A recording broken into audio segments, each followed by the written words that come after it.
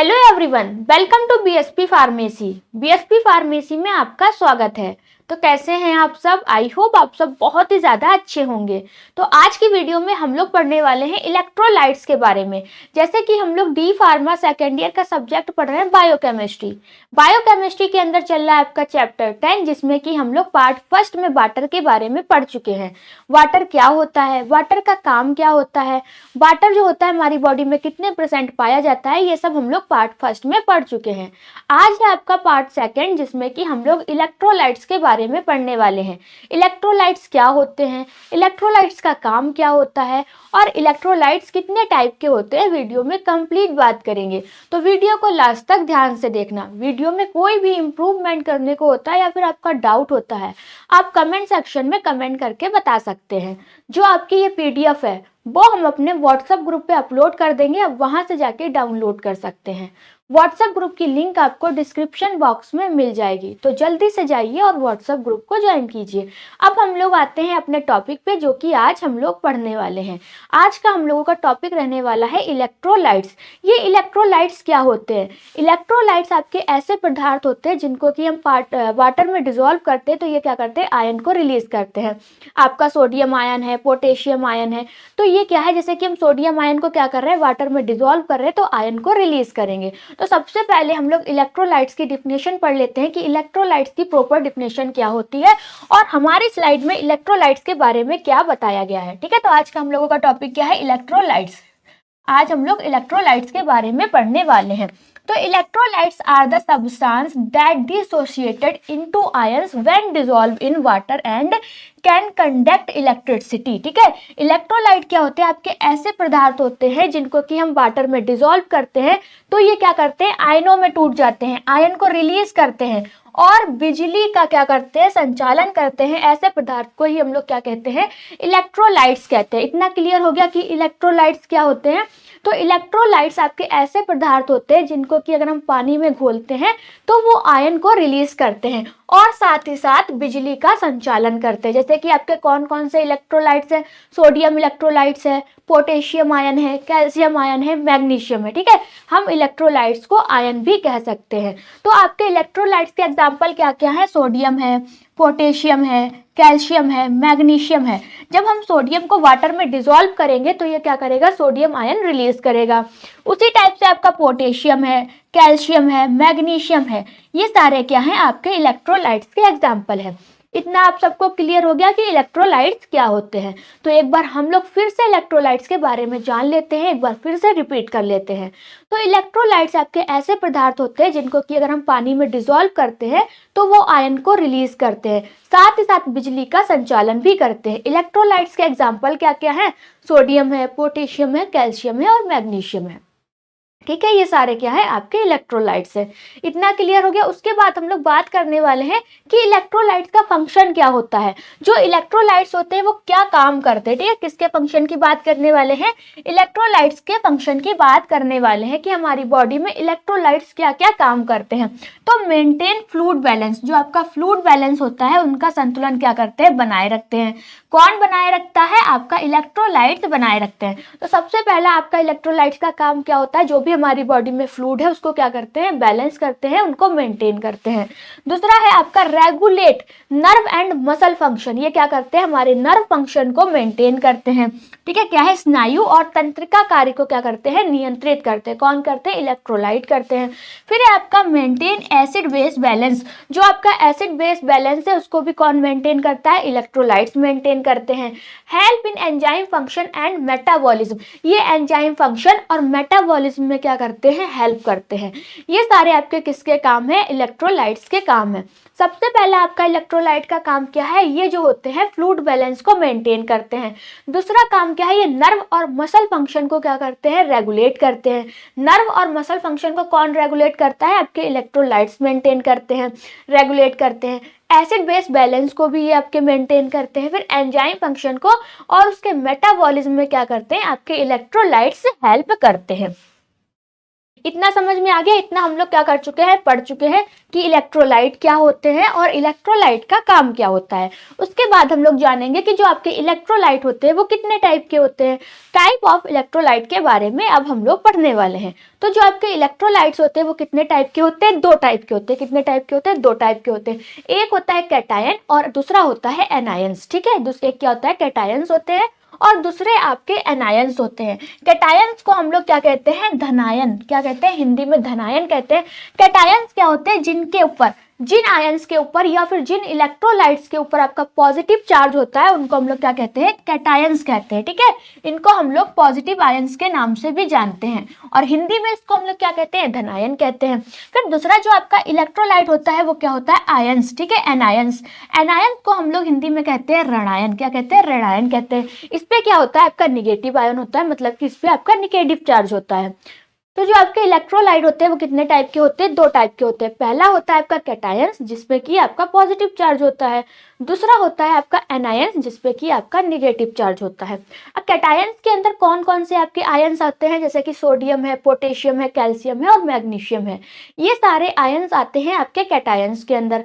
और जो आपका एनायंस है, एनायंस के अंदर कौन कौन से आपके आयंस आते हैं या फिर कौन कौन से आपके इलेक्ट्रोलाइट्स आते हैं? तो है आपका क्लोराइड है। ठीक है, फिर क्या है? बाइकार्बोनेट है, फॉस्फेट है और सल्फेट है। ये सारे आपके एनायंस के अंदर आयंस आते हैं। ठीक है, जो आपके इलेक्ट्रोलाइट्स होते हैं वो कितने टाइप के होते हैं? 2 टाइप के होते हैं, कैटायंस और एनायंस। कैटायंस क्या होते हैं? जिनपे कि आपका पॉजिटिव चार्ज होता है। क्या होता है? जिनपे कि आपका पॉजिटिव चार्ज होता है उनको हम लोग क्या कहते हैं? कैटायंस कहते हैं। ठीक है, क्या है? कैटायंस क्या होते हैं? जिनपे कि आपका पॉजिटिव चार्ज होता है। जिनपे आपका पॉजिटिव चार्ज होगा उनको हम लोग क्या बोलेंगे? उनको बोलेंगे कैटायंस। और जिनपे आपका निगेटिव चार्ज होता है उनको हम लोग बोलते हैं एनायंस। ठीक है, कैटायंस के अंदर कौन कौन से आपके इलेक्ट्रोलाइट्स आते हैं? सोडियम है, पोटेशियम है, कैल्शियम है, मैग्नीशियम है। ये सारे आपके कैटायंस हैं। और एनायंस के अंदर कौन कौन से आपके इलेक्ट्रोलाइट्स आते हैं? तो है आपका क्लोराइड है, बाइकार्बोनेट है, फॉस्फेट है और सल्फेट है। ये आते हैं आपके एनायंस के अंदर। इतना सब कुछ क्लियर हो गया। अब हमारा जो टॉपिक रहने वाला है या दूसरी हेडिंग रहने वाली है वो है आपका इलेक्ट्रोलाइट बैलेंस। क्या है? Electrolyte balance. पर ये इलेक्ट्रोलाइट बैलेंस होता क्या है? ठीक है, इसके बाद हमारी जो हेडिंग रहने वाली है वो है इलेक्ट्रोलाइट बैलेंस, जिसको कि हम लोग हिंदी में कहते हैं इलेक्ट्रोलाइट संतुलन। पर ये इलेक्ट्रोलाइट संतुलन होता क्या है? Electrolyte balance is the maintenance of proper concentration of electrolytes in body fluid. शरीर में द्रव में इलेक्ट्रोलाइट, जो भी हमारे शरीर के अंदर लिक्विड पाया जा रहा है उसमें इलेक्ट्रोलाइट की सही मात्रा बनाए रखने को ही हम लोग क्या कहते हैं?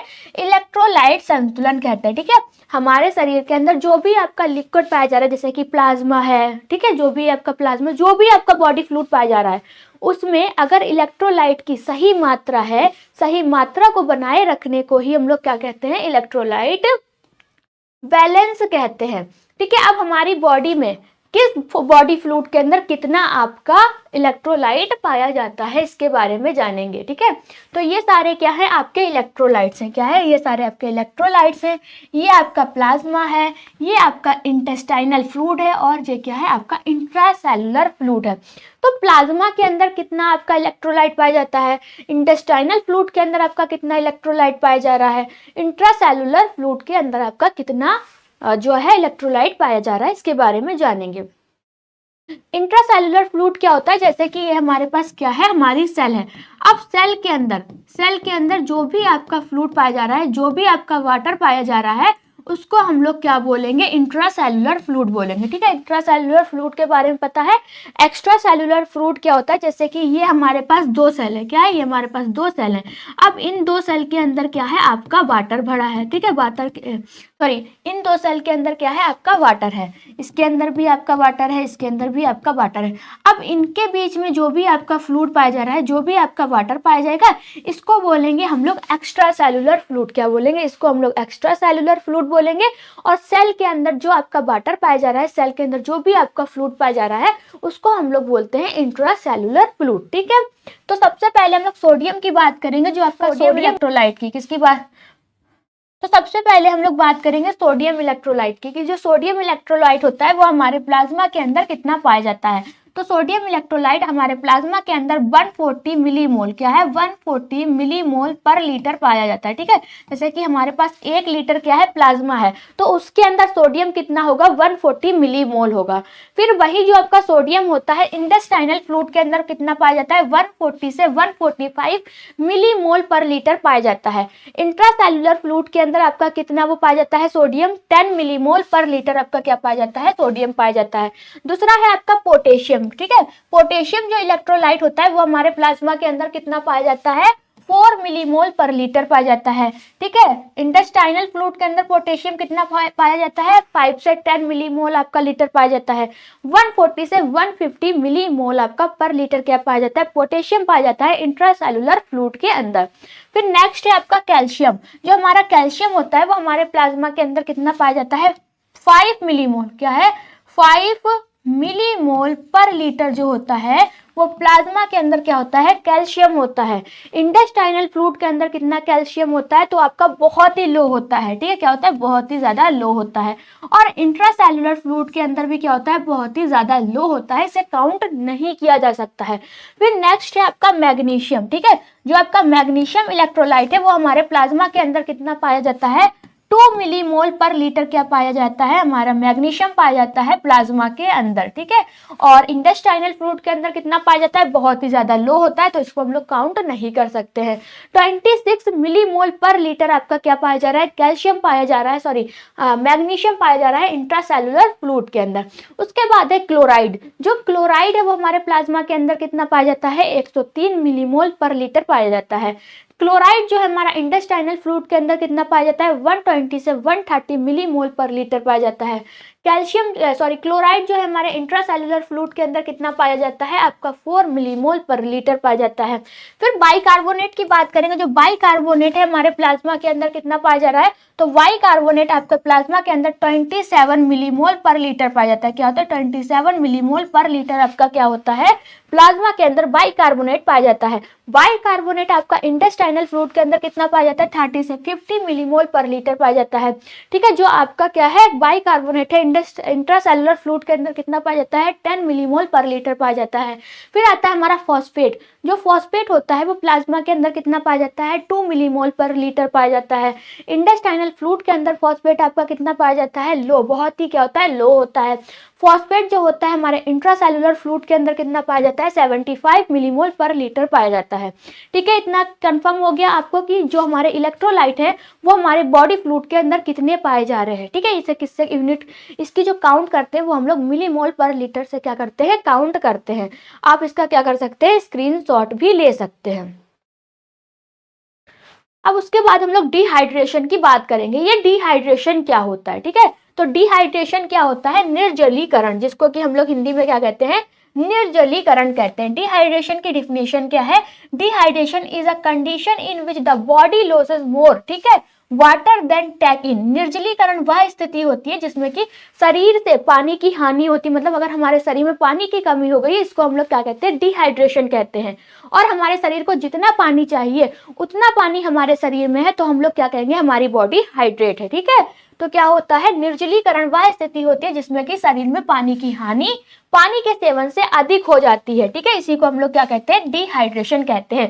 सिंपल वर्ड में हम लोग डिहाइड्रेशन को जाने तो क्या होता है अगर हमारे शरीर में पानी की कमी हो गई है तो इस स्थिति को ही हम लोग वो क्या बोलेंगे डिहाइड्रेशन बोलेंगे, कि हमारी जो बॉडी है वो क्या हो गई है डिहाइड्रेट हो गई है। जो डिहाइड्रेशन होता है वो किन किन कारण से होता है कॉज ऑफ डिहाइड्रेशन। ठीक है, किसकी बात करेंगे कॉज ऑफ डिहाइड्रेशन की बात करेंगे कि निर्जलीकरण के कारण क्या है। तो सबसे पहला आपका ड्रिंकिंग लेस वाटर। अगर हम पर्याप्त मात्रा में पानी नहीं पी रहे हैं, जितना हमारे शरीर को पानी चाहिए एक दिन में, हम एक दिन में उतना पानी नहीं ले रहे हैं तो हमारी बॉडी क्या हो जाएगी डिहाइड्रेट हो जाएगी। ठीक है, फिर दूसरा क्या है आपका excess loss of water through loose motion. ठीक है, जैसे कि दस्त आ रहा है किसी को, दस्त आने के कारण क्या होता है, हमारे शरीर में पानी की बहुत ही ज़्यादा अधिक हानि हो जाती है, हमारे शरीर में पानी की कमी हो जाती है, जिससे कि डिहाइड्रेशन देखने को मिलता है। फिर loss of fluid due to vomiting, अगर किसी को उल्टी हो रही है, बहुत ही ज़्यादा उल्टी हो रही है, तो उल्टी में क्या होता है, शरीर में पानी की कमी हो जाती है, सारा जो पानी होता है वो उल्टी के माध्यम से बाहर निकल जाता है और आपकी बॉडी क्या हो जाती है, डिहाइड्रेट हो जाती है। फिर heavy sweating due to heat और एक्सरसाइज, ठीक है, अधिक पसीना आना गर्मी या व्यायाम के कारण। जब गर्मी होती है तो क्या होता है, हमारे शरीर से बहुत ही ज्यादा पसीना निकलता है, या फिर जब हम एक्सरसाइज करते हैं तब भी क्या होता है, हमारी बॉडी से बहुत ही ज्यादा पसीना निकलता है, जिसके कारण हमारी बॉडी में क्या होता है, पानी की कमी हो जाती है और हमारी बॉडी डिहाइड्रेट हो जाती है। ठीक है, increase water loss due to fever, जब हमें फीवर आता है तो हमारी फीवर में भी क्या होता है, पानी की कमी हो जाती है। अब पानी की कमी होने से इस कारण हमारा क्या होती है, बॉडी जो होती है वो डिहाइड्रेट हो जाती है। तो डिहाइड्रेशन क्या है, आई होप आपको क्लियर हो गया होगा। अगर हमारे शरीर में पानी की कमी हो गई है, हमारी बॉडी डिहाइड्रेट हो गई है, तो इस कंडीशन को हम लोग क्या बोलते हैं, डिहाइड्रेशन बोलते हैं। कंफर्म, अब ओरल रिहाइड्रेशन थेरेपी क्या होती है। ठीक है, ओरल रिहाइड्रेशन थेरेपी के बारे में जानेंगे। तो ओरल रिहाइड्रेशन थेरेपी को हम लोग क्या कहते हैं, मौखिक पुनर्जलीकरण उपचार क्या कहते हैं, क्या कहते हैं। फिर हम लोग बात करने वाले हैं ओरल रिहाइड्रेशन थेरेपी के बारे में। अब हम लोग बात करने वाले हैं ओरल रिहाइड्रेशन थेरेपी के बारे में, जिसको कि हम लोग शॉर्ट टर्म में ORT कहते हैं। ORT को हिंदी में क्या कहा जाता है, मौखिक पुनर्जलीकरण उपचार, क्या कहते हैं, मौखिक पुनर्जलीकरण उपचार कहते हैं। पर यह मौखिक पुनर्जलीकरण उपचार होता क्या है, तो oral rehydration therapy is a method of treating dehydration by giving fluid and electrolytes orally. जैसे कि ओरल रिहाइड्रेशन थेरेपी वह उपचार होता है जिसमें मुंह के द्वारा पानी और इलेक्ट्रोलाइट देकर क्या करते हैं, निर्जलीकरण को ठीक किया जाता है।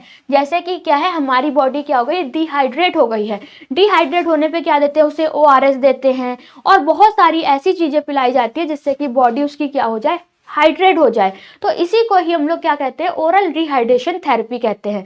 जो आपकी ओरल रिहाइड्रेशन थेरेपी होती है, ये कब दी जाती है, जब डायरिया हो गया है, किसी को बहुत ही ज्यादा वॉमिटिंग हो रही है, या फिर माइल्ड टू मॉडरेट डिहाइड्रेशन, या फिर थोड़ा बहुत सा क्या हुआ है, डिहाइड्रेशन हुआ है, तो इस कंडीशन में उस पेशेंट को क्या देते हैं, ओरल रिहाइड्रेशन थेरेपी देते हैं। ठीक है, कंफर्म हो गया कि ओरल रिहाइड्रेशन थेरेपी क्या होती है। आपका जो ये चैप्टर 10 था वाटर एंड इलेक्ट्रोलाइट्स वाला, वो क्या हो चुका है, कंप्लीट हो चुका है। इसकी जो PDF है वो हम क्या करेंगे, अपने व्हाट्सएप ग्रुप पे अपलोड कर देंगे, आप वहां से जाके डाउनलोड कर सकते हैं। व्हाट्सएप ग्रुप की लिंक आपको डिस्क्रिप्शन बॉक्स में मिल जाएगी, तो जल्दी से जाइए और व्हाट्सएप ग्रुप को ज्वाइन कीजिए। अगर आपको वीडियो अच्छी लगी हो तो लाइक करें, कमेंट करें और हमारे चैनल को सब्सक्राइब करें। वीडियो को लास्ट तक देखने के लिए थैंक यू सो मच।